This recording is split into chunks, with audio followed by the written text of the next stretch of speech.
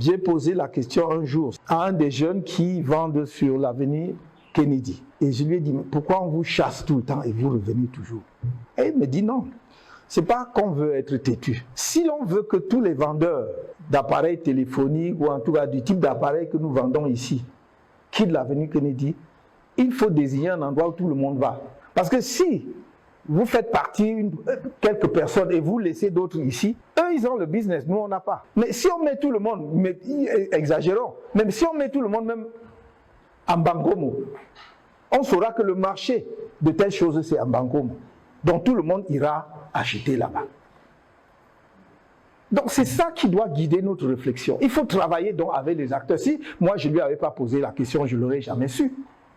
J'aurais pensé que c'est seulement des gens qui sont têtus, ils ne veulent pas obéir aux lois, la mairie leur donne des préavis, ils ne respectent pas, alors que le fond du problème est ailleurs. Et ceci est tellement sensé et logique.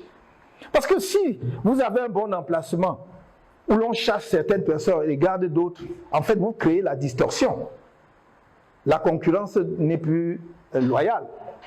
Vous donnez des avantages à certains et pas à d'autres. Vous arrivez au Brésil.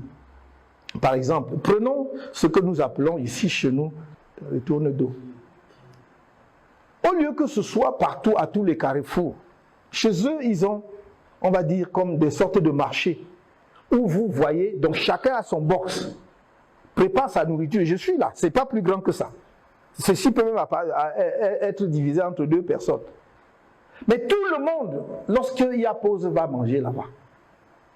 Tout le monde va manger là-bas.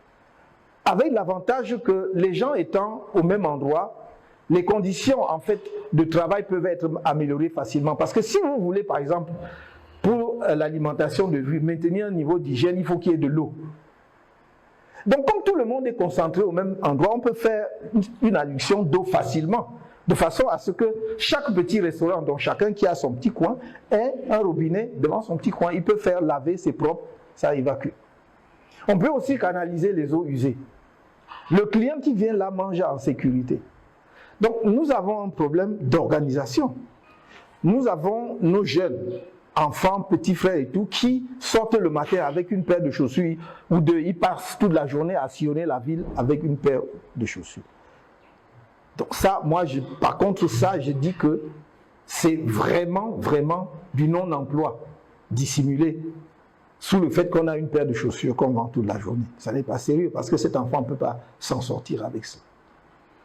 Et donc, j'ai vu, on voit dans d'autres pays, et pas seulement en Europe, pas seulement en Amérique latine, mais également en Asie, vous avez ce qu'on appelle des marchés éphémères ou périodiques. Dans une ville comme Yaoundé, on peut dire qu'on bloque tous les samedis l'avenue Kennedy, ça devient un marché. Mais pas le marché de n'importe quoi. Avec la mairie, on va discuter, c'est quel marché, quel type de marché voulons-nous faire dans cette rue-là. Et vous allez voir, par exemple, en Europe, y compris des pays les plus développés, on bloque pour que les petits artisans, par exemple, prenons le secteur de l'alimentation, le petit artisan qui fabrique son fromage, qui fabrique son huile, qui a récolté je ne sais quoi, pas en grande quantité, exactement comme nos mamans, par exemple, peut dire que j'ai cultivé mes légumes dans les bas-fonds ou bien dans la périphérie de Yaoundé. Je récolte et je veux vendre. Ce petit marché-là lui permet de vendre, mais c'est seulement ce samedi-là.